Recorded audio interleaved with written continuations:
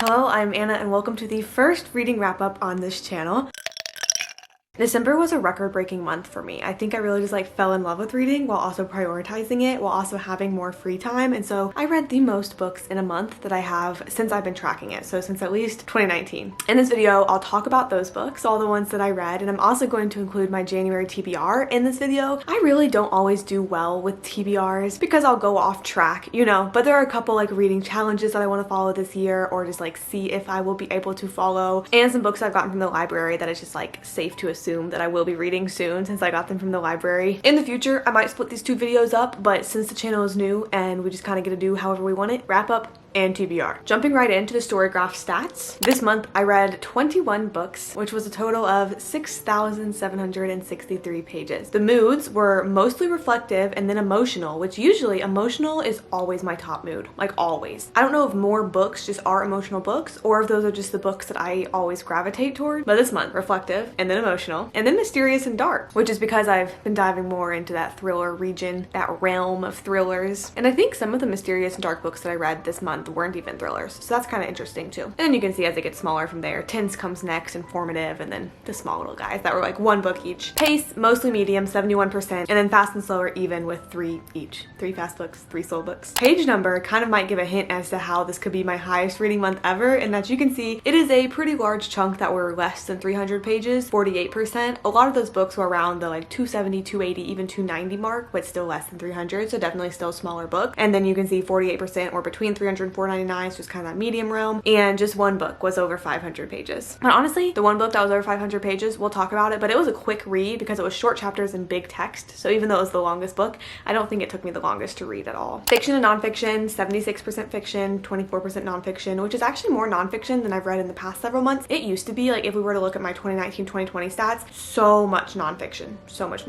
But then the pendulum kind of swung back to fiction, and now I kind of do a mix usually, but definitely more often fiction. The most read genre of this month was mystery, followed by thriller, which was tied with historical, and then young adult and contemporary, which used to be my top ones, and so you can see I'm kind of branching out a little bit. Then we got romance, memoir, crime, race, LGBTQIA, and then some that were just one each of that genre. 62% of the books that I read in print, and then 38% were audio. And I figure I'll definitely play around with the structure of these wrap-ups as the months go on, but this time I figure I'll just start with my lowest rated book and then work my way to the highest. Pretty much all of the books that I read this past month were from the library, and so I no longer physically have them with me, so I'll be putting cover pictures up on the screen so that you can see them. But then my TBR over here, I do have quite a few of them physically. Maybe all of them physically. I will move through these relatively quickly because some of them I've already discussed in the 2022 reading wrap-up videos, the tier ranking, the book bracket, even the best books of 2022. But coming in last place with a single 0.5 star, a single half star, is the book Undone by Karen Slaughter. This book is the third one in the Will Trent series, which is following a detective, and so they're all crime novels. They take place in Atlanta, and the idea is so much better than the execution for me. I have heard that her newer books are very much less problematic. However, I just haven't picked up the newer books yet. I was curious about the Will Trent series, and so I started reading through it, and a lot of them have been very bad. I've read 3. At least 2 of them have been very problematic, but it's the kind of thing that I feel like I'm gonna keep reading them just because now I'm curious. This one was an interesting premise. It's not true crime, it's crime fiction, but there is a woman who is found on the side of the road and taken to an emergency room after getting hit by a car because she was in the middle of the road, but the injuries that they find on her have been much more extensive and been going on for much longer than just the getting hit by a car, and so they start to dive into the investigation of what really happened to her, and it's told through multiple points of views, and so you get to different pieces of the puzzle at the time. It's good in theory. However, there is a scene that is essay, and it is not written nor treated as if it is essay, and not that this would even justify it being there, but it doesn't even add to the plot at all. It is not a plot point. It is just thrown in the middle, and it is gross, and it is disgusting, and it is not properly addressed at all, and so that is why this book has a single half star, 0.5. That's the lowest I've ever rated a book, and unfortunately I still think that I may pick up the future Will Trent ones. It's a nice jump to the next lowest rated, and the next lowest rated was a 2.75, and that book was The Most Precious of Cargoes by Jean-Claude Grumberg. He's French. This book is a really short one. It was 96 pages, and I read it in the 24-hour reading reading vlog, and it is told as if it's a fairy tale. It's told in very mythical, like the woodcutter who lives in the forest type language, and it is a story that is about the Holocaust. It is super interesting. Like, it is a very interesting read, and because it's so short, I would definitely recommend it to people for that reason. Just because it's so weird to read, because it is such simple, light, fluffy language that is depicting super gruesome, dark scenes. It was originally written in, I believe, French, and the author is Jewish himself, and then it was translated to English. I rated it 2.75, not because it was bad at all, but mostly just because, like, it was weird. And I feel like I'm at no place to judge because it was a Jewish author whose family was affected by the Holocaust who wrote this book, but it's weird to hear like sweet fairy tale like stories about that time and about the dark, gruesome scenes that it's describing. So it's not rated low because I didn't like it, it's rated low because it made me like, ugh. Next, we have got 3.25 stars. The first one, Adult Children of Emotionally Immature Parents. It's a nonfiction book. It's interesting. I feel like it's informative to like types of therapy even too, just like to people who maybe you're not used to thinking in like psychoanalytic type ways. I think this book is a good introduction to that. For me personally, I don't feel like I learned anything, probably because I have 2 degrees in a similar type thing, so I'm just like used to this kind of information, and so it was kind of, yeah, that's good, but it's not like, oh wow, that's groundbreaking, you have to pick it up. Another 3.25 was The Girl on the Train by Paula Hawkins. This is another 24-hour reading vlog one. It was good. It's a story where a girl rides on a train every day to and from London, and at a particular stop in the train she can see this house, and so she just like watches the couple whenever she passes by them, and kind of has this like perfect couple mirage in her head of who they are, until one day she sees the woman of the couple with a different man and they are kissing, and so it's pretty obvious that something's going on that the husband of the house doesn't know about. And then a couple days later the woman turns up missing, and so then our main character, who is unreliable, struggling with alcoholism, very not likable honestly too, because she's written to be that way, and is also trying to figure out, was she involved in the woman actually going missing. And so I feel like it's a good read, but like none of the characters are likable really. Like, I don't think I liked any of them, and also you know how it wraps up by like 75% of the book, so the last 25% just was kind of boring at that point because it was like, well, I already know what happened, and so now I'm still reading for why. So good, but I'm waiting for you to be great. The Summer of Broken Rules by K.L. Walther. This is a really sweet young adult romance about a family trip to Nantucket for a week surrounding a wedding, and honestly it's a really good escapist, like feel-good type novel. It does deal with some grief, and so it's not all light and fluffy, but overall the vibes are good. It's the kind of book that if I read it when I was younger, I'm sure I would have like very much fangirled over it. I have no complaints really about it. It just wasn't that like, oh, stand out, like I have to give you a lot of stars. It was just like a good solid 3-star. If you see it around and you're looking for something to read, you can definitely read it and it'll be a good fun time, but I don't need you to drop everything and go find it right now. One 3.5 star, and that was Fractured by Karen Slaughter. This is the second of the Willa Trent series, and honestly out of the 3 that I've read, has been my favorite so far. In this one you can picture like suburban mom, suburban neighborhood, big houses, no crime ever happens, and a suburban mom comes home from tennis practice one day to see that her daughter is home, and she's not supposed to be because she has school,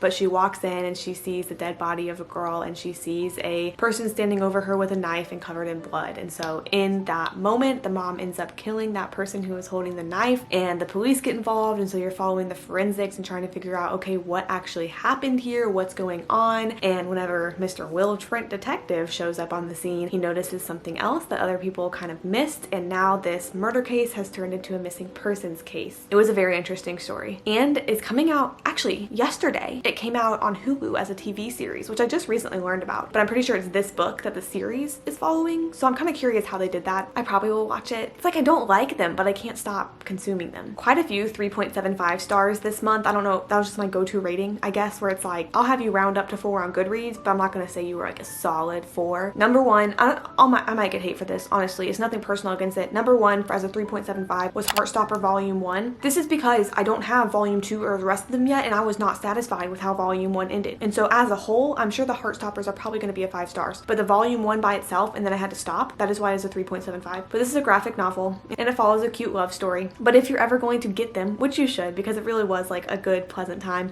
and I'm learning to love graphic novels. I never knew that I did, but it's a very different reading experience, and this one is very cute. But if you're going to get them, get all of the volumes like at once, so that you don't have to stop after Volume 1, because I feel very incomplete. And the second one I have on hold at the library, so I should be getting it sometime coming up soon. But that's honestly the only reason why it's a 3.75, is because I've only read 1 right now, and I need the rest of them, and I'm going to feel incomplete and annoyed at them until I get the rest of them, because I need more of the story and of the characters. Another 3.75, Profit and Punishment: How America Criminalizes the Poor in the Name of Justice by Toni Honey Messenger. Very interesting nonfiction book. I think it's a topic that everybody needs to know about. And I wasn't expecting this, but it actually talks about Columbia, Missouri some, which is my hometown, which was like weird to hear. But it really just talks about exactly what the title says, how America criminalizes the poor in the name of justice. One True Loves by Taylor Jenkins Reid. I forgot that I read this because it was like at the very beginning of the month. This one I think I've been hearing more about on BookTube, so maybe you've kind of heard about it more recently, but it is Taylor Jenkins Reid backlist. I think she published it maybe in 2016, but in this one, I don't remember the character's name. The girl had a husband whose name was Jesse. I do remember his name because it feels very Jake and Jesse in Hannah Montana. The girl had a husband named Jesse, and he was in a helicopter crash and never found. And so she has been grieving him. This was probably about 2 years ago, and she has now finally moved on, and she sparked up a love with the person that she's known for a while, and they are now engaged, and she is planning out this new life with this person when ring, ring, ring. Oh, here's Jesse. He wasn't actually dead. He was just marooned on an island, and now he's been found, and so he's coming home. And so the whole book then is her kind of figuring out and fleshing out, like, do I go with Jake or do I go with Jesse? And his name is not Jake. I don't remember what, Sam, I think his name is Sam, but it feels very Jake versus Jesse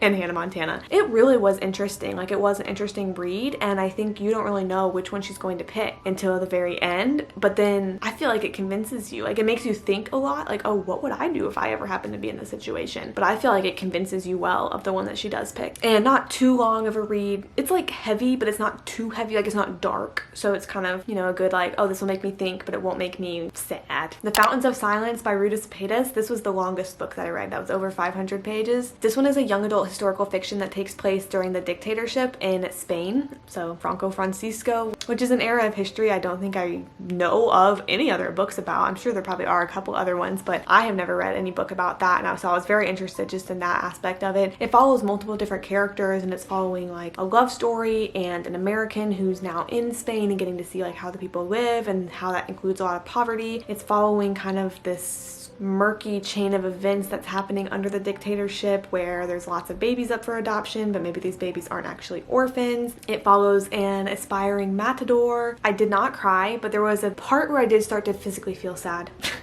It's not the perfect book, but it is a quick read and it is a young read, so if you're in the mood for something that kind of reads more young, this is definitely a really good option. Wide Out, we're just apparently in a young adult little stretch right here. Wide Out, which is actually by a compilation of 6 different authors, is a series of short stories that all tie together in a way that I actually really liked. So the main like overarching theme is that there's this teenager who is trying to get her girlfriend back. She did her wrong, which you find out like through the short stories, kind of like what that looked like, what happened, and she's trying to get her back. But in that you get to meet like basically all of her different friends who are helping out, but you meet them each in their own different short stories. So it's really like 6, 7, maybe 8 different small love stories, and I really loved it. They're all snowed in, so it's that kind of vibe. It takes place in Atlanta. If you've ever been to the Atlanta airport, one chapter takes place only in the Atlanta airport. It was a really cute read and the vibes were there and I really enjoyed it. Anywhere You Run by Wanda M. Morris. This is a thriller that I was planning on reading physically because I had the book, but I was like, oh, I'll just get a little bit ahead of it and I'll get the audiobook, just like listen to it a little bit and then pick up by reading. And I ended up listening to the audiobook all the way through because the narrators had these like southern accents that just felt so true to the time and to the area. Like they're very rural Georgia accents and just that like slow, beautiful sound that I feel like the narrators really made the story in my mind. But it follows 2 sisters who are each kind of dealing with their own trials and tribulations. They start in Jackson, Mississippi, but then one of the sisters is accused of killing a white man, and so she goes on the run. Her sister goes somewhere else and is dealing with her own things. It takes place in the 1960s. There are some really dark parts regarding racial hate crimes, so that's just something to know going into it. Take care of yourself. If you are reading to be in a different world where you don't want to experience racial trauma or witness those scenes, then that might not be the book for you. So just check the content warnings. I thought it was a really solid story and a really solid book. And with those content warnings, like it is hard stuff to read, but it is stuff that is real and accurate to the time period. So they're not just making things horrifying just to make it horrifying. It's things are horrifying because it is an accurate historical fiction. Alrighty, our 4 stars, The Son of the House. And I practiced saying this author's name so many times, but I just feel like I would mess it up, which is on me. And so you can see the author's name on the cover as well. But she is Nigerian, and this story is very different than I thought it was going to be. If you read the summary on the back, it says that 2 women got kidnapped and are locked in a room, and so with that, like with only themselves to keep each other company, they just kind of start telling the stories of their past. And so because of the premise of it, the context of it, I thought it was going to be more like thrillery, scary, and it really wasn't. It's very reflective. It's almost as if it's a memoir of 2 different people. So it's like the context context of how they're telling their stories doesn't fit the vibes of the actual book because it's not like thrilling and scary, but the book itself is really good, and you get to know both women's lives and you slowly start to learn how they interconnect and how they got to know each other. So it's a really beautiful story, just like watching people live and getting to know them deep. The ending though, I need to talk to people who have read this book about it, because I get it, but I don't like it, you know? Really good book though. I feel like this one is not as popular as it should be. The Overnight Guest by Heather Gundikoff was actually my last read of 2022. I finished it at like 11:15 p.m. on December 31st. In this one though, we have Wiley, who is a true crime writer, and she is locking herself away in this rural farmhouse to get some writing done, and there's a big snowstorm coming, but she's okay because she's got like wood, you know, and everything. She'll be fine. She's just locking herself up to write until in the middle of the night, she finds a child frozen in her front yard, and the night really takes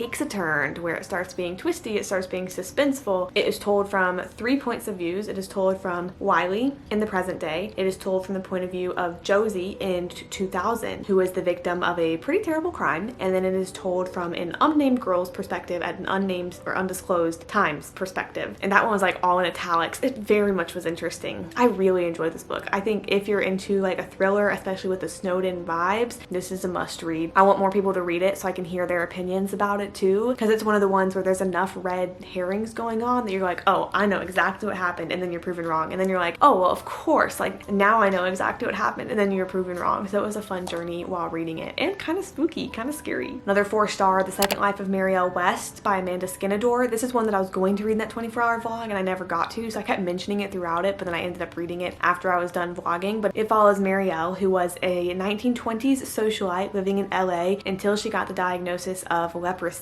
and then she is shipped off to a leprosy hospital in rural Louisiana. And this is very slow paced, but also very, like, I didn't mind that it was slow paced because I felt like I was soaking in the environment, I was soaking in the atmosphere, I was getting to know the characters. It is the most Christmassy book that I read this season, and I was not expecting that going in, but its Christmas scenes just like really made me in the spirit. I think it's a beautiful story. I think if you don't like historical fiction, there's a chance that you wouldn't like it because it is so slow paced and so atmospheric, and it does take place in the 1920s. But personally, I think it was a really good book. I read honestly most of it in one day, which definitely means something with slow-paced books. The last 4-star, this is Ear Hustle, Unflinching Stories of Everyday Prison Life, and this is by Nigel Poor and Earlonne Woods. They had the Ear Hustle podcast, and then they wrote this book, and I listened to it because it is them narrating it, and because they have a podcast, it's like, they're really good narrators. I feel like you have to listen to it if you're going to consume this book, but it really does just tell, exactly like the title says, everyday stories of prison life from people who have experienced it or who like are family members of people in prison, or I think there might be an officer even that they interview. It's just a lot of stories, and obviously because it's about prison, there are some like heavier topics and everything, but they also include a lot of just kind of lighthearted stories. And it was really cool for me to hear because I've mentioned it like twice on this channel, but I work in an incarcerated setting, and so it is kind of just, I guess, like not fun. Fun's not the right word, but it makes me feel like seen and heard to hear like other stories that are similar to what I witness in Days, because then it's like, oh, there's a lot of people who deal with this, go through these things, see these things, both the good and the bad in this type of setting. And I also think it's a good, accessible way to get to know even like some of the injustices that happen within the prison system. So if you're looking for something to listen to, highly, highly recommend. Now I got 2 4.25, 2 4.5, and 1 5-star that are left. First, 4.25, These Silent Woods by Kimmy Cunningham Grant. I've talked about this one because I read it in the beginning of December, so I won't go too deep into it now, and also I feel like other people are talking about it, but this one I really recommend. I really loved it. I almost shed a tear. I did not. There was only one book in 2022 that made me shed a tear, and that was The Riviera House by Natasha Lester, but this one was a close second. It almost made me get there. Page 253 if you read it. I don't even remember now honestly like what was happening on that page, but I remember page 253 is what made me almost shed a tear. And then The Lavender House by Lev A.C. Rosen, and this one I mentioned in the 24-hour reading vlog. I really enjoyed it. It's a cozy mystery. I gave a good summary about it in that video, so I'm not going to spend the time to give a good summary about it right now. It honestly was almost a 5-star. The ending I predicted a little too soon, which is why it got moved to a 4.25, but very unique characters and like context to the story, and I already have the second one on my want to read list that's coming out I think in fall of 2023, and I'm very excited for it.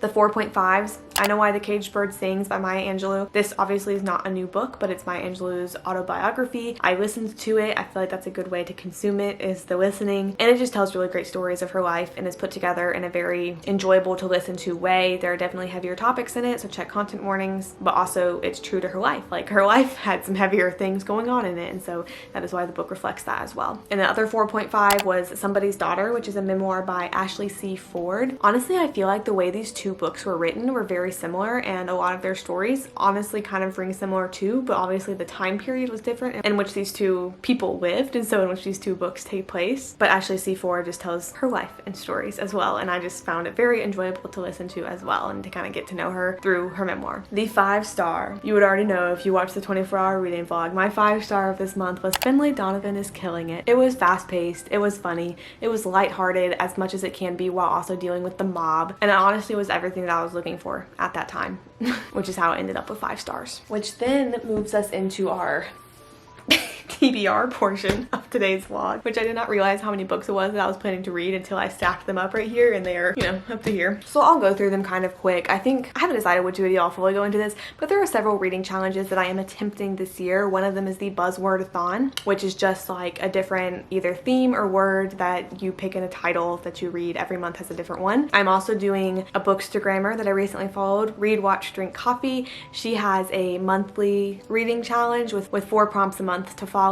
And then with that, these ones I don't know if I'll actually do to like finish, but I also saw that Barnes & Noble has a reading challenge they're doing this year. Pop Sugar always has a reading challenge that they're doing. I can't remember. I feel like there's one more that I'm doing. Those ones though, I'm going to just kind of like read and see which prompts can fill which books and see if I just happen to finish them. Whereas the first two, the Buzzword-a-thon and Read, Watch, Drink, Coffees, I'm going to actually like focus on doing the challenge and like making sure I complete them each month and everything like that. So I guess we'll kind of go in the order that, not necessarily I'm planning to read them, but like how much they're going to for sure be read in January versus maybe like pushing off to another month. The buzzword for January is life and death, and so I am picking The Double Life of Benson Yu. This is an ARC that I received, and so I need to read it before April of this year, before it comes out, so I can review it on Goodreads. It is written by Kevin Chong, and it says, this fresh and unique work of metafiction follows a graphic novelist losing control of his own narrative as he attempts to write a polished retelling of his fraught upbringing in 1980s Chinatown. So I feel like the metafiction part will be interesting. Honestly, 1980s Chinatown will be interesting, and it very much is like out of my normal reading comfort zone. It's pretty short too. I don't know if you can tell. Let's see. Yeah, it's 206 pages, so it really shouldn't take that long, but it's kind of me like branching out for this month. Next, we can look at the other TBR challenge that I'm doing right now, whose 4 prompts for this month. Number 1 is a 2022 FOMO, and so for that, I'm going to read Mad Honey by Jodi Picoult. And this one I talked about in the 23 and 23 video, so I won't go too deep in it now. I just don't want to be repetitive, especially if like with 30, what am I at? 36, 39 subscribers. Most likely you've watched all the videos I put out so far, so I don't want to keep telling you. But this one, they wrote together, and I'm kind of curious how they did that, if it's like chapter to chapter or how it is. But beautiful hardback that Zach got me for Christmas at the Barnes & Noble sale. And from what I've heard, a good book that also gets pretty heavy. But I keep seeing people talk about it, and so I want to be in on it too, you know? Next is a recent purchase or release, and this is a recent purchase of mine because I bought it at a small bookstore that is in town that, I mean, I'm really glad that I supported the small bookstore. However, it was $31 with tax to get this book, and so that is Wrong Place, Wrong Time by Jillian McAllister. And this one is also a book club pick for this month, so I'll definitely be reading it this month for sure. But this one is about a mom who watches her son commit a murder, and then she wakes up and it's like the day before, so she's like trying to stop a murder before it happens, essentially. Again, I've heard good things. I really think the cover is beautiful, and it's another like new hardback. Who am I? The third prompt for that challenge is a 1-word title, and I actually already started reading this book. I am part of the way through, but that is Beartown by Frederick Bachman, which is a book that has been very highly anticipated for me. I didn't really know much at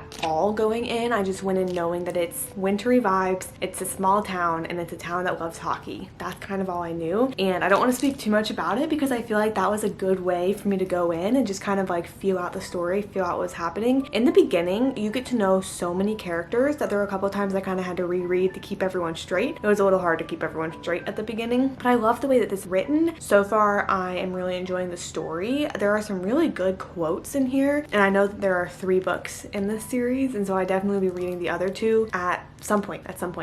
And then the last prompt from that one is just a new to you author, which I had Next Year in Havana by Chanel Cleaton be planned for that one, but honestly there's a couple books that I have right now that are new to me authors, so I guess it'll just be like the first one that I read that's a new to me author. I'll make fulfill that prompt. But the other books that I am planning on reading this month, The Paris Orphan by Natasha Lester. Oh, what? You recognize Natasha Lester's name? That's because I always talk about her because she wrote The Riviera House. Remember? The Riviera House by Natasha Lester. Same author. I know that this is World War II fiction. I have this idea that it's something about a Paris orphan, and I'm really enjoying going into books lately not knowing too much about them, and so I kind of think that's what I'll do. On the cover it says one lost little girl, one American soldier, and the woman who braved a war to save them both. Will I cry? Maybe. Miss Natasha has done it once, maybe she'll do it again. Is it my goal to read all of the books that she's ever written? Yeah, it has become a goal of mine. It has. She has a new release coming out in just a couple of days. Am I number 1 to get it from the library once it comes in? No, I'm number 3. So I really need to find those other 2 people because I feel like we would be good friends.